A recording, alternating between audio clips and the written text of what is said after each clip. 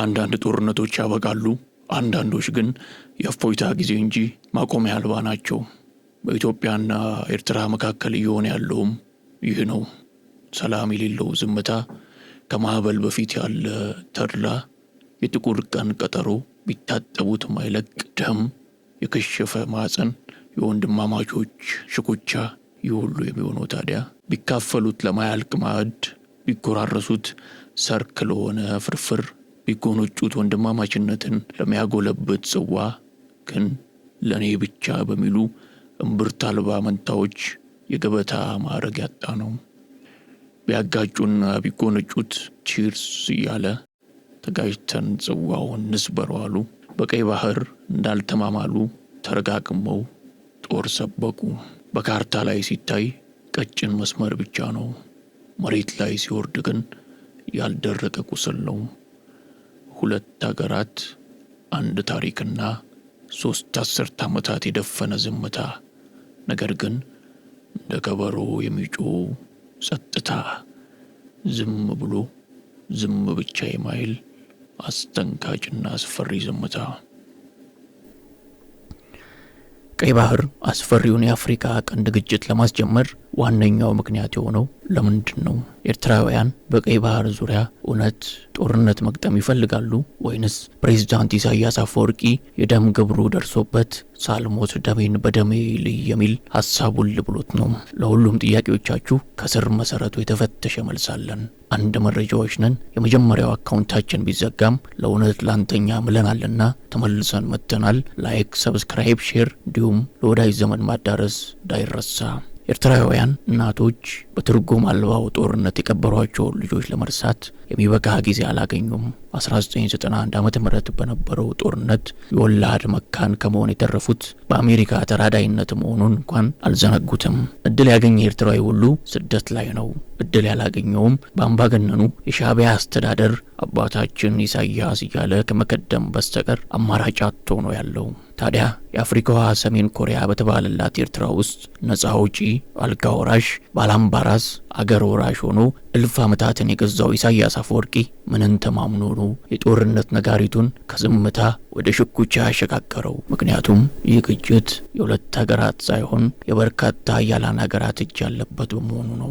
በአሁኑ ጊዜ በቀይ ባህር ላይ ጉልህ ተጽዕኖ ያላቸው ሀገራት ግብጽ፣ እስራኤልና ሳውዲ አረቢያ ናቸው። ሌሎቹ በደካማ ኢኮኖሚያዊ፣ በድህነትና በጦርነቶች ምክንያት ሚናቸው ጠንካራ አይደለም። የቀይ ባህር ስትራቴጂካዊ ጠቀሜታ ከአካባቢው ባሻገር እስከ ሜዲትራኒያን ባህር፣ ሲዩዝ ቦይ፣ ህንድ ውቅያኖስና እስከ ባህረ ሰላጤው የሆርሙዝ ሰርጥ ይደርሳል። በዚህም ምክንያት ቀጠናውና ከአካባቢው ርቀው የሚገኙ ሌሎች ሀገራት በቀይ ባህር ላይ ያላቸው ተሳትፎ ከጊዜ ወደ ጊዜ እየጨመረ ሲሄድ ሲስተዋል ቆይቷል። አዳዲሶቹም በአካባቢው ሚና እንዲኖራቸው የበኩላቸውን ጥረት ያደርጋሉ።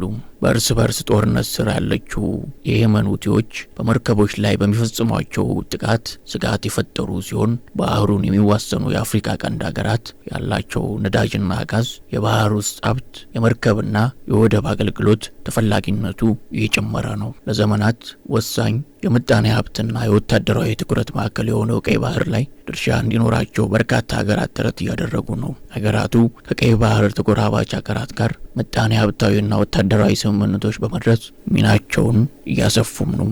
ለዚህም ከአካባቢው ርቆ የሚገኙ ሀገራት ጥቅማቸውን ለማስከበር በአካባቢው የጦር ሰፈር በማቋቋም የባህር ኃይላቸውን ያሰማራሉ። ከጥንታዊው ዘመን አንስቶ የባህር ጉዞ መስመሮች ለፍልሰት፣ ለንግድና ለወታደራዊ ዘመቻዎች ወሳኝ ሆነው አሁን ድረስ ዘልቀዋል። በተለይ ነዳጅና ሌሎች መሰረታዊ ፍላጎቶች በከፍተኛ መጠን በግዙፍ የጭነት መርከቦች ለማንቀሳቀስና ለማቅረብ የባህር መስመሮች እጅጉን ወሳኝ ናቸው። በዓለም ባንክና በተባበሩት መንግስታት መረጃ መሰረት ከ80 በመቶ በላይ የዓለም ሸቀጦች የሚዘዋወሩት በባህር ላይ ነው። በዚህም የባህር ላይ ትራንስፖርት ለዓለም አቀፍ ንግድ፣ ለጥሬ ዕቃዎችና በከፊል ለተዘጋጁና ላለቀላቸው ምርቶች ዝውውር ወሳኙ መንገድ ነው። ስለዚህም ሀገራት የሚያስገቧቸውንና የሚያስወጧቸውን ምርቶች በዋናነት በባህር በኩል በትላልቅ መርከቦች አማካኝነት ያጓጉዛሉ። በዓለም ዙሪያ ለዚህ የባህር ኃይል እንቅስቃሴ ወሳኝ የሆኑ መስመሮች ያሉ ሲሆን ከነዚህ መካከል ደግሞ ቀይ ባህር ቀዳሚው ነው። አህጉረ አፍሪካን፣ ኤሲያንና አውሮፓን የሚያገናኘው ይህ ባህር የዓለም የንግድ እንቅስቃሴ ወሳኝ መስመር እንደሆነም ይታመናል። ቀይ ባህር የህንድ ውቅያኖስንና ሜዲትራኒያን ባህርን በማገናኘት በተለይም በዓለም ዙሪያ ተፈላጊ የሆነውን ነዳጅ ከመካከለኛው ምስራቅና ከባህረ ሰላጤው ሀገራት ለማጓጓዝ አጭር መንገድ በመሆኑ በዓለም ንግድና ፖለቲካ ላይ ወሳኝ ቦታ አለው። እዚህም የተነሳ ባህሩን ከሚጎራበቱት ግብጽ፣ ሳውዲ አረቢያ፣ ኤርትራ፣ የመን፣ ጅቡቲና ሶማሊያ በተጨማሪ ከአካባቢው ርቀው በሌሎች አህጉራት የሚገኙ በርካታ ሀገራት ጥቅማቸውን ለማስከበር በቀጥታም ሆነ በተዘዋዋሪ አካባቢው ላይ ይገኛሉ። ቀይ ባህር ረጅሙን በህንድ ውቅያኖስ በኩል ወደ አትላንቲክ ውቅያኖስ የሚደረገውን የባህር ላይ ጉዞ በማሳጠር ሀገራት ቀልጣፋ የነዳጅና የጋዝ አቅርቦታቸውን እንዲያገኙ ያደርጋል። እንዲሁም ከአውስትራሊያ፣ ከጃፓን፣ ከቻይና፣ ከህንድና ከሌሎችም ሀገራት የሚገኙ ወሳኝ የቴክኖሎጂ ምርቶችና ሸቀጦችን የጫኑ ግዙፍ መርከቦች የሚያቋርጡት ወሳኝ የባህር መስመር ነው። በተጨማሪም በአሁኑ ወቅት የዓለማችንን አንድ ጫፍ ከሌላኛው ጋር በሰከንዶች ውስጥ ለማገናኘትና መረጃ ለመለዋወጥ የሚያስችሉ የመረጃ ማስተላለፊያ ግዙፍ ገመዶች በቀይ ባህር ወለል ላይ ተዘርግተው ይገኛሉ።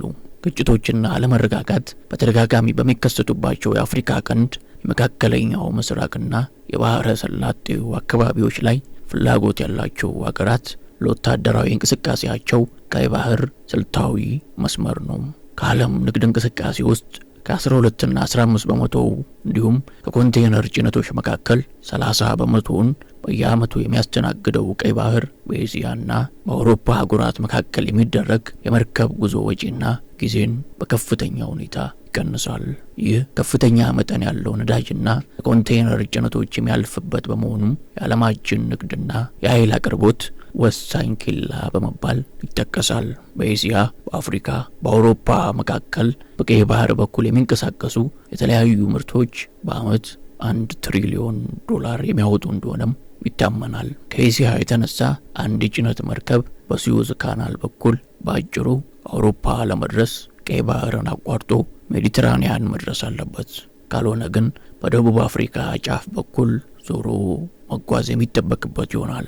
በደቡብ አፍሪካ የሚደረገው ጉዞ ደግሞ በቀይ ባህር በኩል ካለው አማራጭ መንገድ የ7000 ኪሎ ሜትሮችን ጭማሪ መንገድ ይጠይቃል። በቀን ሲሰላ ደግሞ ከ8 እስከ 12 ተጨማሪ የባህር ላይ ጉዞ ስለሚጠይቅ ወጪው ከፍ ይላል።